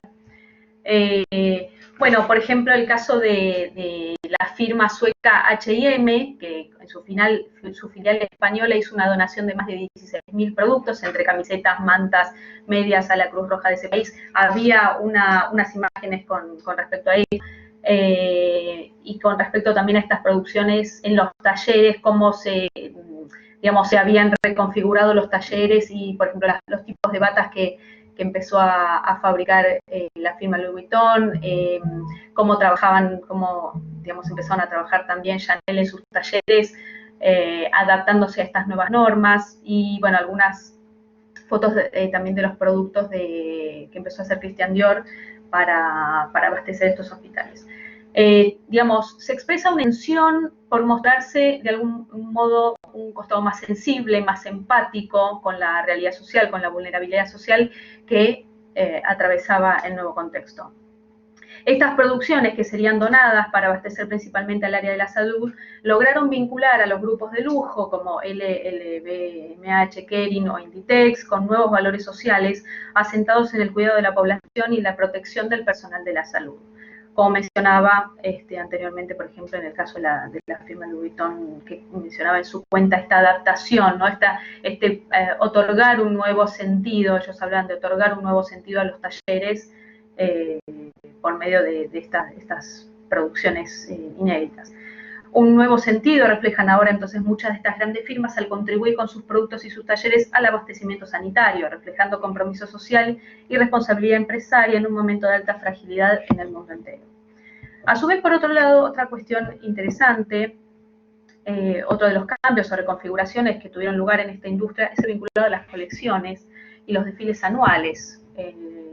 La presentación de Javier en este sentido fue interesante, ¿no? Digamos, cómo él hablaba de cómo se iba a reconfigurar estos nuevos espacios, estos eventos, ¿no? Tan multitudinarios y tan de show-off.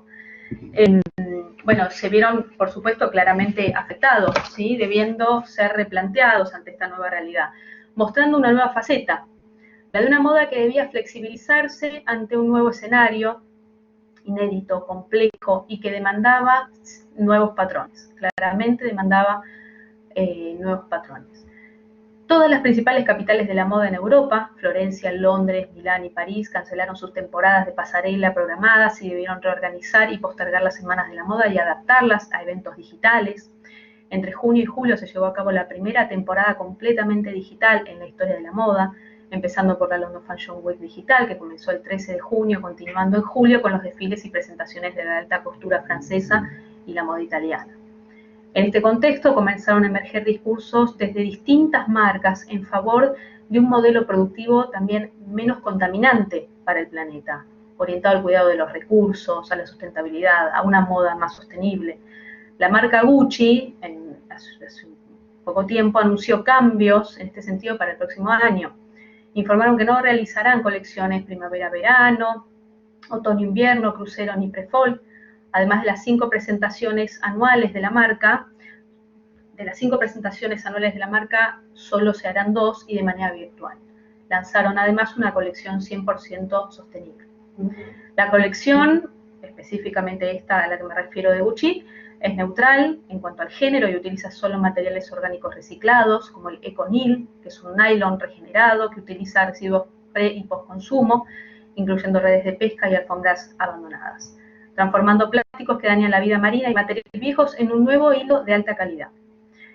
También en esta línea, Tommy Hilfiger, por su parte, creó la línea de Tommy Jeans Primavera 2020, con un denim 100% reciclado, hecho con materiales de telas sobrantes, hilos elaborados a partir de botellas de plástico reutilizado. Como estos casos, muchas marcas de primera línea en nuestro país, tanto en nuestro país como en el plano internacional, se han comprometido a producir desde una mayor concientización, especialmente a partir del escenario generado por el COVID-19, el cual ha mostrado claramente el daño que la industria, la textil, entre una de las más dominantes, hacen al planeta, el daño que esta industria causa al planeta, al aire, los suelos y nuestros recursos. Si bien se plantea con esta reconfiguración del campo de la moda una mayor conciencia sobre las desigualdades, sobre la contaminación ambiental, los excesos devenidos por el modelo productivo de esta industria textil, esperamos que esta empatía y solidaridad Creo que andás cerrando, que ya te pasaste con el tiempo. Dos líneas. Se espera que esta empatía y solidaridad que se ha mostrado a comienzos de la pandemia, de la que hablé a inicio de la presentación, no quede solo como una estrategia comercial, sino que las marcas puedan dar el salto esperado en términos de compromiso con la sociedad, con el desarrollo sostenible y con el medio ambiente. Gracias. Muchas gracias. Bueno, y nos queda un trabajo más, del grupo también de Ecuador, Sandra Solís, Tania Escobar, Anabela Ponce, Jorge Santamarina.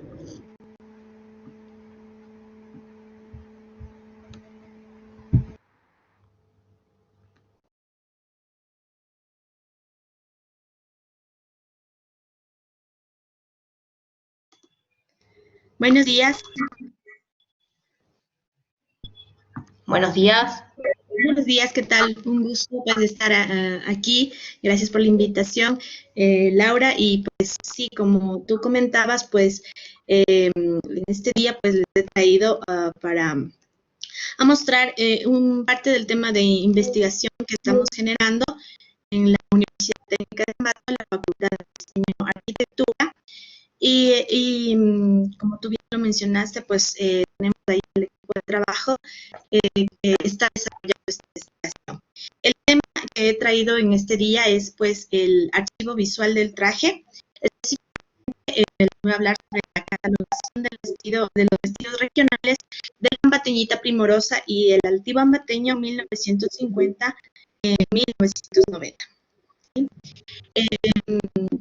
Pues para dar inicio, pues es oportuno mencionarles de dónde aparecen estos personajes.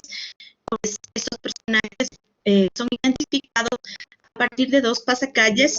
Estos pasacalles son un género musical considerados como segundos y de la música mestiza en Ecuador. Entonces, estos personajes nacen a partir de esta temporalidad por el 1949, y pues a partir de este evento, pues antes y un después, la vida y asimismo de su forma de vestir. Entonces, es oportuno pues recrear estos imaginarios colectivos y proyectarlos a través de este archivo visual. Para cumplir con este objetivo, pues hemos desarrollado diferentes procesos. Primero se generó una compilación, luego pasamos al proceso de catalogación y finalmente al proceso de las narrativas de significaciones para finalmente presentarlos a través de un archivo visual. En esta primera fase pues, de compilación se fue generando un levantamiento de las visualidades. En este caso pues hemos conseguido 103 archivos del altivo ambateño, 239 archivos de la ambateñita primorosa, todos estos pues sacados de fuentes documentales como libros, revistas, colecciones privadas. Y notas de prensa, pues hemos conseguido tanto del altivo ambateño como la ambateñita primorosa, 151 archivos. Lo cual nos da una amplia gama en cuanto a visualidades, pues se registraron 493 archivos en total, los cuales pues fueron generados ya en un proceso de catalogación a través de 7 niveles. Considerándose el tema de la tipología del artefacto, los arquetipos, fuentes documentales, los documentos, la imagen, otorgándole una numeración y estableciendo temporalidades. A partir de esto, pues, una vez compilado y catalogada la información, el siguiente proceso, pues, fue ya generar las narrativas. Y para ello, pues, se fueron considerando diferentes posturas, entre ellas la de Barthes y Chartier, quien menciona que la construcción de imaginarios son generadas a partir de las prácticas sociales y pues en este caso se cuenta la historia del vestido cultural. Por lo tanto, se hizo aquí una narrativa bajo la mirada historiográfica y semiótica. Por otro lado, Bourdieu también menciona que el vestido es el hábitus de sus portadores y encerrado en un contexto, ¿no? Y esto pues expresa ciertas particularidades producidas por las clases sociales, lo que nos llevó a una narrativa sociológica. Y finalmente, desde las teorías del diseño, analizamos el aporte de Saltman en esa relación triádica del cuerpo, indumento, contexto, y asimismo Fernández, quien observa el vestido desde la dimensión de artefacto, que no solo se ve a través de las limitaciones manejadas por la estética y la materia, sino que potencializa el vestido para hacer un conjunto de significaciones e ideas realizables, logrando así una sinergia entre el vestido como artefacto biológico y artefacto cultural. Entonces, una de esas catalogaciones, uno de esos análisis que les había comentado fue justamente el que les presento, que es el análisis semiótico, y que lo desarrollamos a partir de 3 enfoques específicos: el sentido denotativo, connotativo y la teoría de los 3 vestidos.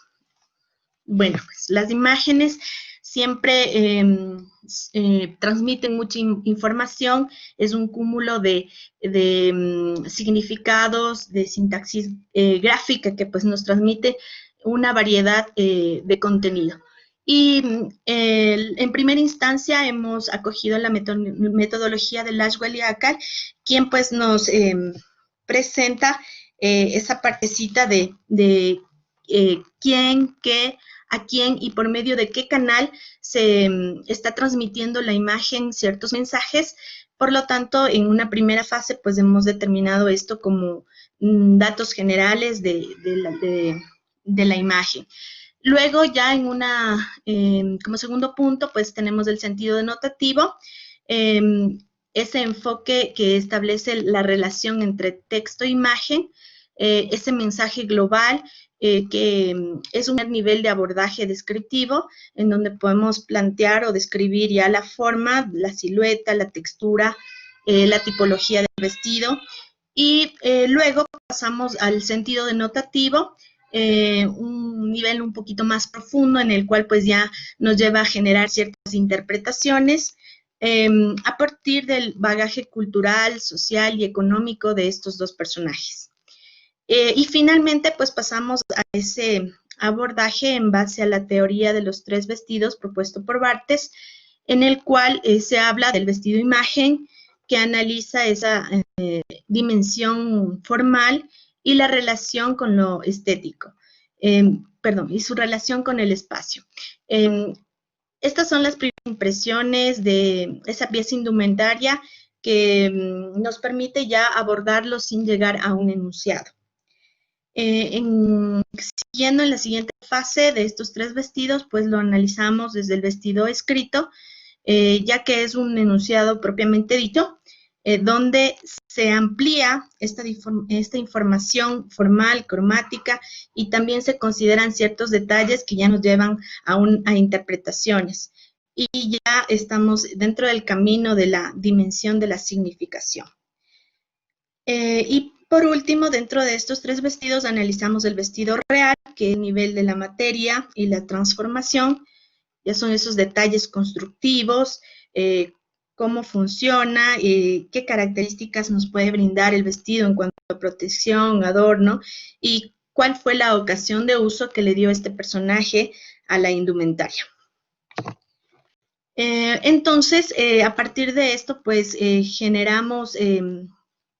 vamos generando cierta información, como la imagen que tenemos ahí, en donde describimos como el vestido escrito, que es el atuendo que marca el estilo propio en los años 60, con la silueta trapecio, corto, lo cual determina a la dama que viste según los estándares de la moda. Pues vemos que usa complementos como el sombrero, la estola, los guantes como símbolo de poder adquisitivo, por ser considerados como artículos de lujo. Esto pues es parte del trabajo que se está desarrollando, y que a través de estas narrativas lo que pretendemos es llegar a establecer, a generar ese archivo visual, que sin duda pues será un aporte significativo para lograr revitalizar esos eslabones perdidos de los imaginarios colectivos de la ambateñita primorosa y el altivo ambateño, que finalmente pues son el patrimonio tangible e intangible, y que forman parte de un legado desde esa visión del renacer de un pueblo. Y lo que pretende también este archivo visual es pues democratizar el acceso a la documentación y a las significaciones, para que sirva como fuente de inspiración en el quehacer y la profesión diseñística, y pues a eso pues irle otorgando a las propuestas de diseño un discurso que venga desde nuestra localía. Pues finalmente comentarles que el proyecto, como les dije, hace parte de la Universidad Técnica de Ambato y que tiene el financiamiento del departamento de IDE, ¿no? Eso, muchas gracias por la atención. Muchas gracias por sacar la presentación. Bueno, nos quedan para si quieren hacer alguna pregunta, comentario. Bueno, primero yo quiero agradecer a todos por la presentación, por exponer. Y de forma fui un poco rigurosa con el tiempo porque ya en 10 minutos se nos corta, y la idea de, digamos, de no demorar con las presentaciones para que todos tengan la posibilidad de exponer. ¿Alguien quiere hacer alguna pregunta? Tenemos 10 minutos.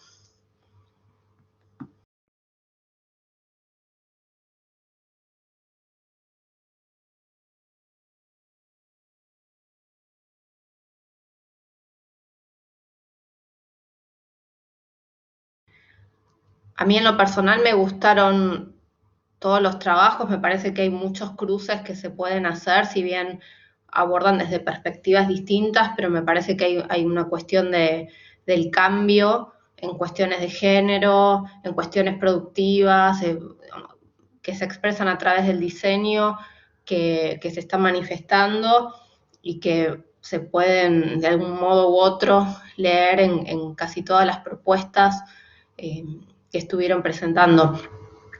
La idea también es que de estos trabajos sean publicados en las revistas como artículo académico, o sea que los que se quedaron con ganas de más van a tener la posibilidad de en un tiempito poder, bueno, si todo sale bien, de poder leerlos y ver las imágenes y todo en formato de artículo. A ver acá. Gabriela, ¿querés hablar? Sí, estaba pensando, me gustó mucho la exposición del tema de la moda, qué va a pasar después de la pandemia, ¿no? Y esta situación de cómo, después de la pandemia, cómo vamos a vivir estas situaciones, ¿no? A futuro. Y me preguntaba, no sé, como pienso también, no solo las marcas repensando la producción y el costo de la naturaleza y el clima, etcétera, todas esas cuestiones, sino además cómo nosotros también empezamos a ver qué pasa con la situación, que por ahí no precisamos ese recambio constante o la cantidad de piezas que tenemos, ¿no? Como también, no solo de las marcas, sino también de la yo soy de arte, por ahí hablo de espectador, ¿no? Pero también de la persona que adquiere esas piezas.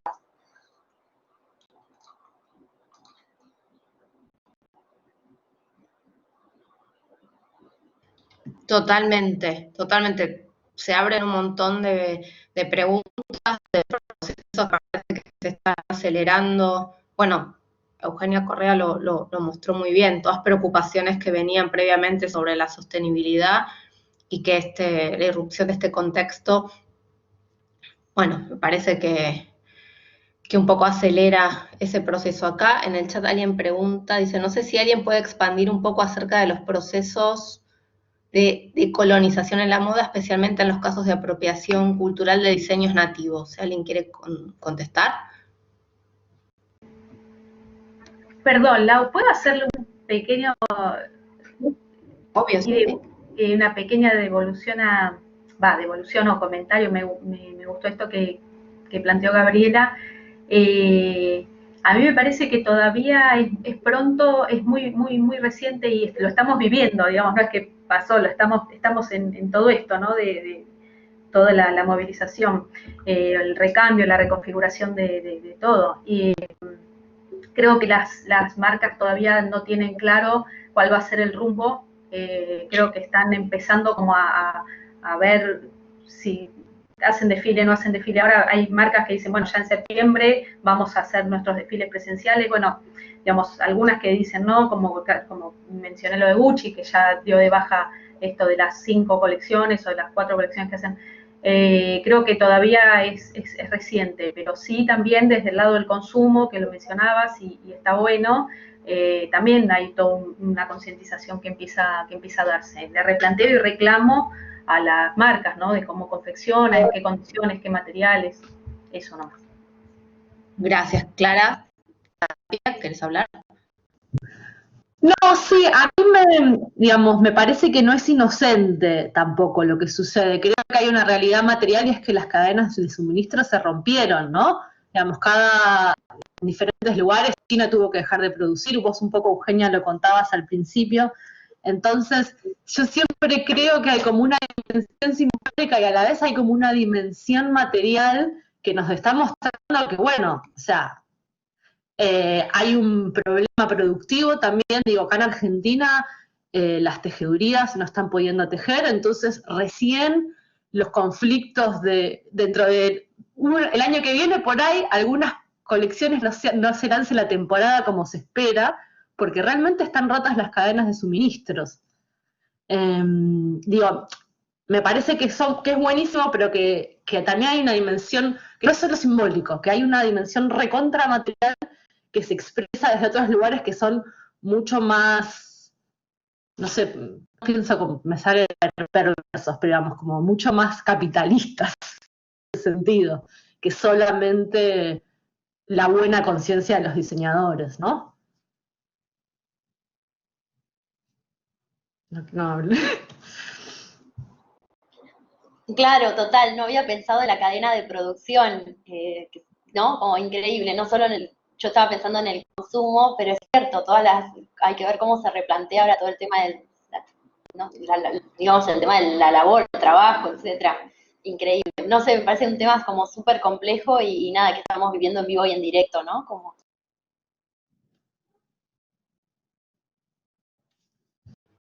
¿Alguien más quiere comentar algo? Había una pregunta sobre la decolonización de la moda y la apropiación cultural, algo así en el chat, me pareció ver. Sí, acá era una pregunta, sí, los procesos de decolonización en la moda, especialmente en los casos de apropiación cultural de diseños nativos.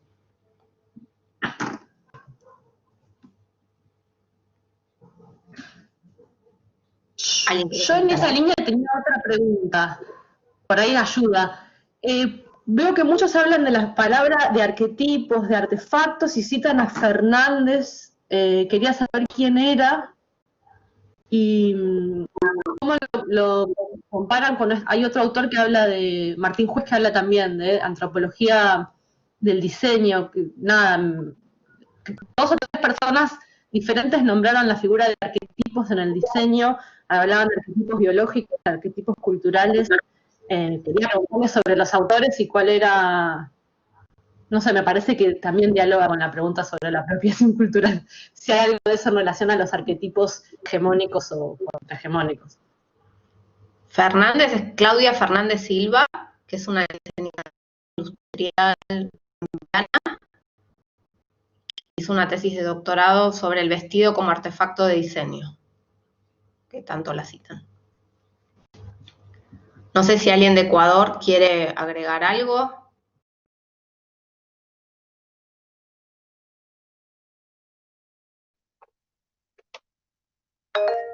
Sí, Tania, habla. Gracias. Bueno, desde mi trabajo doctoral, pues hago una referencia a prácticamente el arquetipo, pero lo mío es desde una dimensión, desde la historia prácticamente del arte, porque cuando los cronistas en el siglo XIX estuvieron visitando la ciudad de Quito, específicamente en Ecuador, ellos ya nominaron el arquetipo al referirse a cierta tipología de persona, ¿no? Y en el caso puntual de la mujer, pues identificaron 3 arquetipos, del arquetipo de la mujer criolla, de la mujer mestiza y de la mujer indígena.